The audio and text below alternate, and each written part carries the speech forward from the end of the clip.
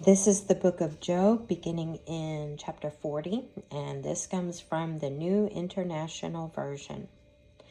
The Lord said to Job, "Will the one who contends with the Almighty correct him? Let him who accuses God answer him."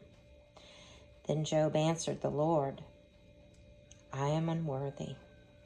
How can I reply to you? I put my hand over my mouth. I spoke once, but I have no answer. Twice, but I will say no more." Then the Lord spoke to Job out of the storm. "Brace yourself like a man.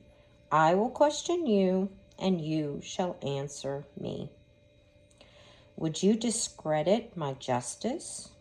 Would you condemn me to justify yourself? Do you have an arm like God's, and can your voice thunder like his? Then adorn yourself with glory and splendor, and clothe yourself in honor and majesty.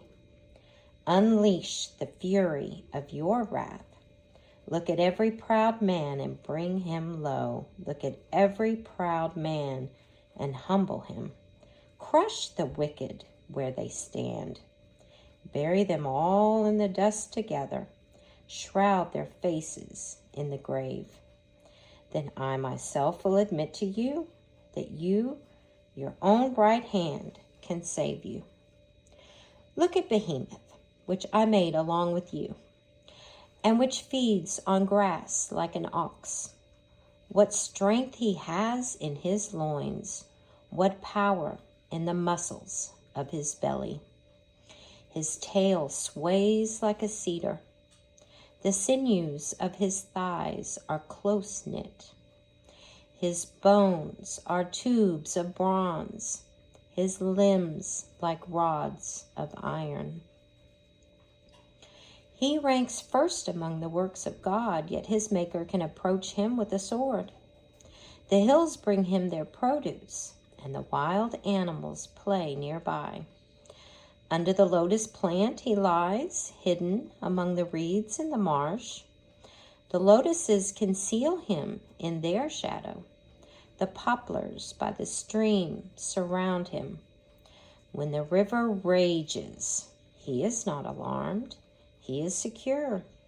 Though the Jordan should surge against his mouth, can anyone capture him by the eyes, or trap him and pierce his nose?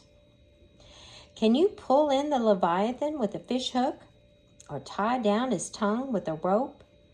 Can you put a cord through his nose, or pierce his jaw with a hook? Will he keep begging for your mercy? Will he speak to you with gentle words? Will he make an agreement with you for you to take him as your slave for life?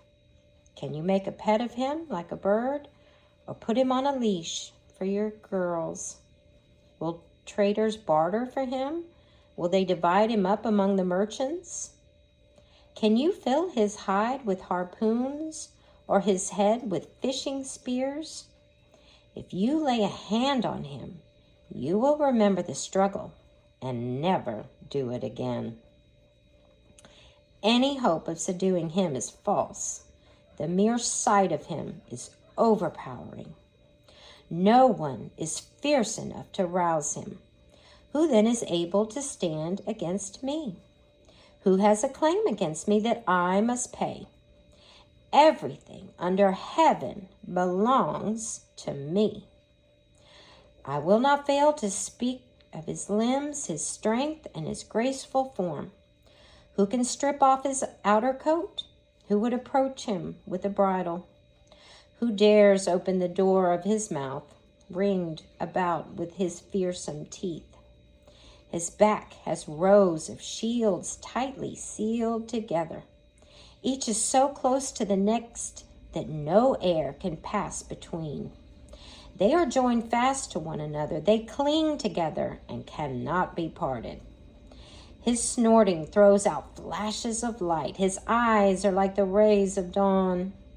Firebrands stream from his mouth. Sparks of fire shoot out.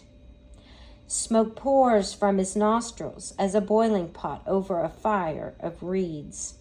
His breath sets coals ablaze, and his flames dart from his mouth. Strength resides in his neck. Dismay goes before him.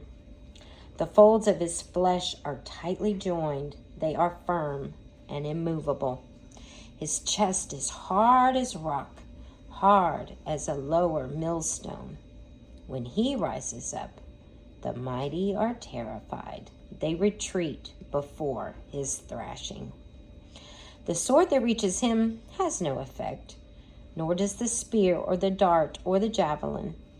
Iron he treats like straw, and bronze like rotten wood.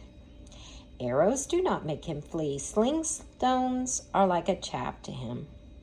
A club seems to him but a piece of straw. He laughs at the rattling of a lance. His undersides are jagged potsherds, leaving a trail in the mud like a threshing sledge. He makes the depths churn like a boiling cauldron and stirs up the sea like a pot of ointment. Behind him leaves a glistening wake. One would think that the deep had white hair. Nothing on earth is his equal, a creature without fear. He looks down on all the haughty. He is king over all the proud. Then Job replied to the Lord, I know you can do all things. No plan of yours can be thwarted. You ask, who is this that obscures my counsel without knowledge? Surely I spoke of things I did not understand, things too wonderful for me to know. You said, listen now, and I will speak. I will question you, and you will answer me. My ears have heard of you, but now my eyes have seen you. Therefore, I despise myself and repent in dust and ashes.